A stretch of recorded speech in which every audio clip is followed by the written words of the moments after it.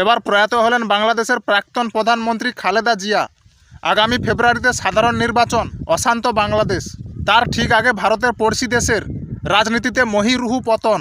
দীর্ঘ রোগ ভোগার পর মঙ্গলবার ভোর 6টা নাগাদ ঢাকার একটি হসপিটালে শেষ নিঃশ্বাস ত্যাগ করলেন বাংলাদেশের 3বারের প্রধানমন্ত্রী খালেদা জিয়া। বয়স হয়েছিল 80 বছর। 1945 সালে অবিভক্ত বাংলার জলপাইগুড়িতে জন্ম হওয়া খালেদা জিয়াই ছিলেন বাংলাদেশের প্রথম মহিলা প্রধানমন্ত্রী। মাথায় ঘোমটা এবং ঢাউস রোদ চশমা ছিল তার ট্রেডমার্ক। দীর্ঘ রাজনৈতিক জীবনে তিনি দফায় দেশকে নেতৃত্ব দিয়েছেন, অথচ রাজনীতিতে একসময় ছিল তার ঘোর অনীহা। স্বাধীন বাংলাদেশ প্রতিষ্ঠার 6 বছর পর 1977 সালে সেদেশের প্রেসিডেন্ট হন খালেদার স্বামী জিয়াউর। পরের বছরই জন্ম নেয় বিএনপির।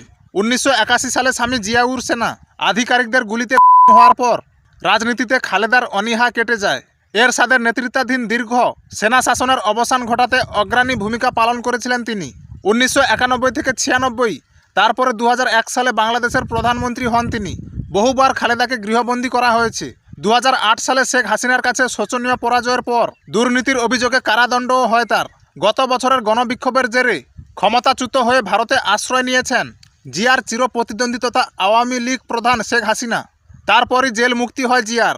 এদিন তার মৃত্যুতে শোক প্রকাশ করে শেখ হাসিনা বলেছেন, দেশের রাজনৈতিক জীবনের গভীর ক্ষতি হলো। গণতন্ত্র প্রতিষ্ঠা সংগ্রামে গুরুত্বপূর্ণ ভূমিকা ছিল তার।